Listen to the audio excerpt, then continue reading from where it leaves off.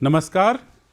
13वें अंतर्राष्ट्रीय लोकतंत्र दिवस पर आयोजित कार्यक्रम में सहभागिता कर रहे सभी सुधीजनों, विद्वान मित्रों को विनोबा और गांधी की कर्मभूमि वर्धा से सादर प्रणाम।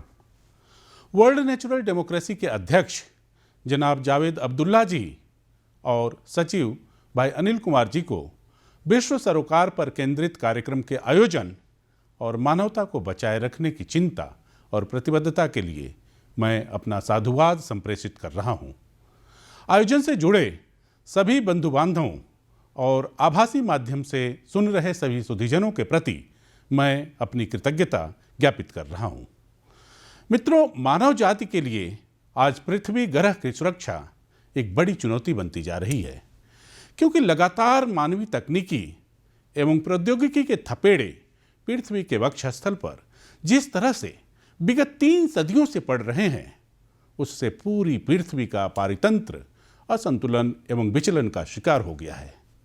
यह एक ऐसी भयावह स्थिति है जो मनुष्य के द्वारा पैदा की गई है, क्योंकि भूगर्भिक इतिहास का वर्तमान समय तक चलता आ रहा होलोसीन युग भी इस बात का नजीर प्रस्तुत करता है कि अब पृथ्वी के आबोहवा के परिवर्तन में प्राकृतिक कारक गौड़ हो गए हैं और मानवीय हस्तक्षेप प्रमुख बन गया है। इसलिए वैज्ञानिकों ने एक ऐसे युग की कल्पना की है जिसे एंथ्रोपोसीन के नाम से जाना जाता है। यद्यपि पृथ्वी ग्रह के ऊपर अब प्राकृतिक कारक का निर्धारक तत्व के रूप में समय चला गया है और मनुष्य एक बहुत बड़े कारक के रूप में उभर कर सामने आया है, जिसके हाथ में पृथ्वी का ग्रह का वर्तमान एवं भविष्य दोनों आ गया है।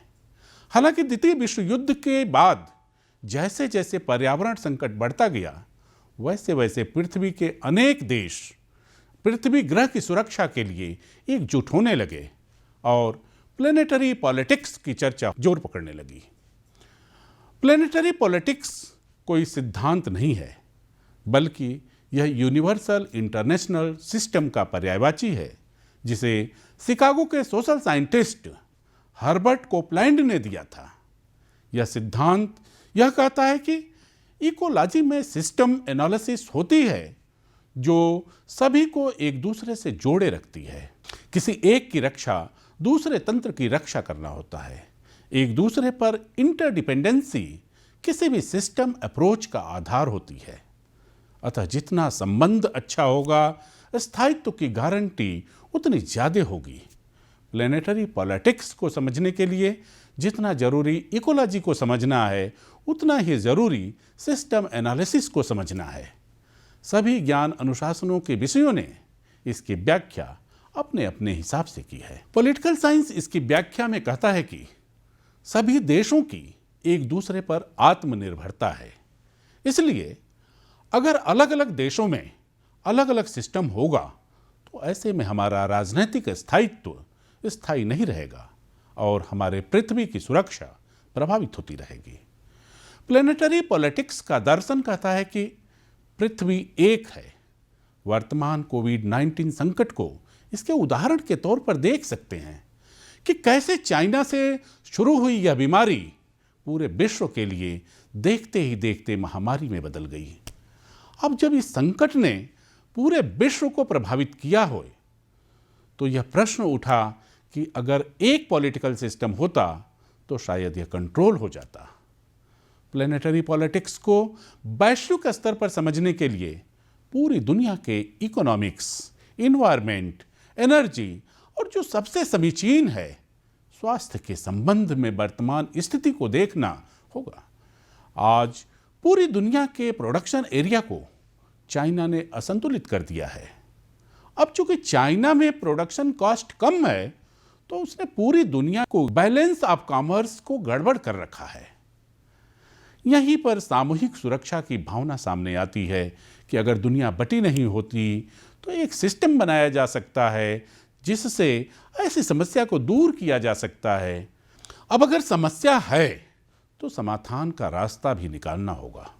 ऐसे में संयुक्त राष्ट्र संघ की जिम्मेदारी नए कलेवर में बढ़ रही है कि वह ग्रह राजनीतिक मंच यानी प्लेनेटरी पॉलिटिकल सिस्टम के निर्माण, विकास और संवर्धन के लिए जो पहल कर रहा है उसे और भी सुनियोजित ढंग से करे, ताकि दुनिया के सभी देश एक ग्रही राजनीतिक मंच पर आकर संपूर्ण वसुंधरा की सुरक्षा एवं संरक्षण हेतु संगठित होकर कार्य करें। इसके लिए संयुक्त राष्ट्र संघ को पूरी दुनिया के देशों को विश्वास में लेना होगा कि वे अपने व्यक्तिगत हित एवं विकास को तभी कायम रख पाएंगे जब पृथ्वी का अस्तित्व बरकरार रहेगा। साथ ही उनकी जिम्मेदारी भी तय करेगा कि अब एक दूसरे पर जिम्मेदारी का ठीकरा फोड़ने के बजाय आगे आकर पहल करनी होगी, तभी संपूर्ण पृथ्वी के साथ साथ मानव अस्तित्व कायम रह पाएगा। संयुक्त राष्ट्र संघ की स्थापना के बाद से दुनिया में भले ही कोई बड़ी अशांति न हुई हो, लेकिन व्यापार, पर्यावरण एवं स्वास्थ्य के स्तर पर सामूहिक जिम्मेदारी या सामूहिक जवाबदेही की कमी रही है। कोविड-19 जैसे वैश्विक आपदा के समय पिछले दिनों विश्व स्वास्थ्य संगठन का विवाद में आना विश्व के सबसे बड़े स्वास्थ्य संगठन की पोल खोल रहा था और स्टॉकहोम में हुए सम्मेलन के ध्येय वाक्य अर्थ इज वन को झूठा साबित कर रहा था। अंत में मैं निदानात्मक रूप में यह कहना चाहूँगा कि हमारे उपनिषद में एक सूत्र है, उदार चरितानान्तु वसुधैव कुटुंबकम, अर्थात हमारी वसुधा उदार चरित्र वालों के लिए एक कुटुंब है। यह सूत्र पूरी दुनिया को एक सूत्र में बांधने का सूत्र हो सकता है और यही प्लेनेटरी पॉलिटिक्स के दर्शन का आधार भी हो सकता है। जय हिंद, जय भारत, जय विश्व, जय ब्रह्मांड। नमस्कार।